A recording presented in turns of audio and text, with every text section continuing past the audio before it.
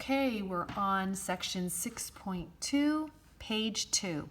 So we learned from the previous page that if we're going to add fractions that have different denominators, that means that we have to first get a common denominator. We can't add them with different denominators.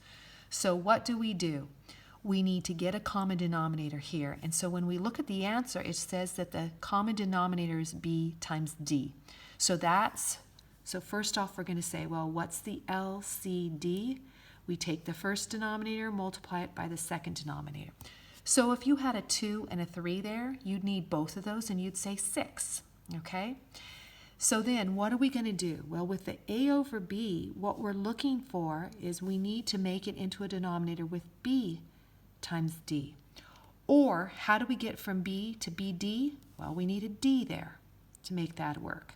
If we multiply the denominator by d, we must multiply the numerator by d. So this first fraction becomes AD, all right?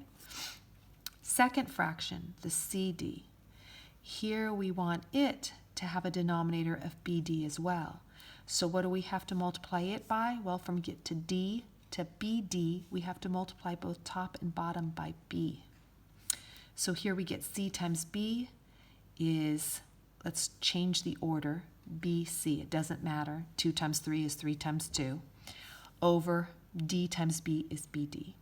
So the first fraction, AB, so if we've got this, A over B plus C over D, we just found that A over B is equal to AD over BD. And what's C over D? It's equal to BC over BD. So what do we get when we add those? Well, now we have the same denominator, so we can just add the numerators. Okay, so that's where that rule is coming from. So we're going to go ahead and try an example now. So here we need to come up with the LCD. So to begin with, let's think about what it could be. Remember how I taught you to do this from the last chapter. You take the larger of the two numbers, 10, and you start off with 10 and say, does 10 work? Well, no, 6 does not divide into 10 evenly, so we cross that out.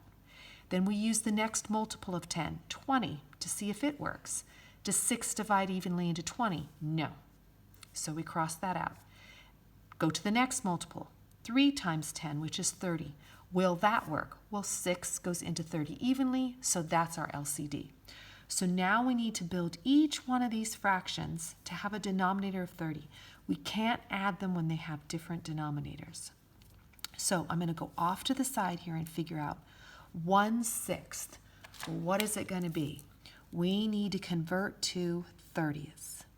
So let's multiply. What do we have to multiply? Well, 6 times what is 30? 5.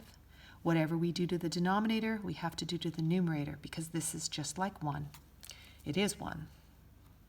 Okay, so 1 times 5 is 5. So this fraction 1/6 is the same as 5/30ths. So we're going to bring it back as 5/30ths. Then we're going to take 7/10ths and do the same thing. Convert it to 30ths. So how do we get from 10 to 30? Well, we have to multiply by 3, both top and bottom, because that's 1. So 7 times 3 is 21. So let's bring it back. 7/10ths is 21/30ths. And you can go backwards and check to see that they do indeed simplify back to those fractions. But don't simplify them because you want a denominator of 30. Now we have the same denominator, so we add the numerators, 5 plus 21, or 26 out of 30. Okay, so now we're asked to use simplest form here. So simplest form means they can't have anything in common. So when we look at them, we notice they're both even numbers. So let's not leave them. Let's divide by 2 and divide by 2. So when we do that, we're going to end up with 13 in the numerator and 15 in the denominator. So now we look at it again. Are we okay? Yes, there's nothing in common. We can circle our answer and we're done. Okay, now I would like you to go ahead and try your classwork number 8. Then when you're done with that, go ahead and read the definitions of proper fraction, improper fraction, and mixed number, and then start the video up again. Okay.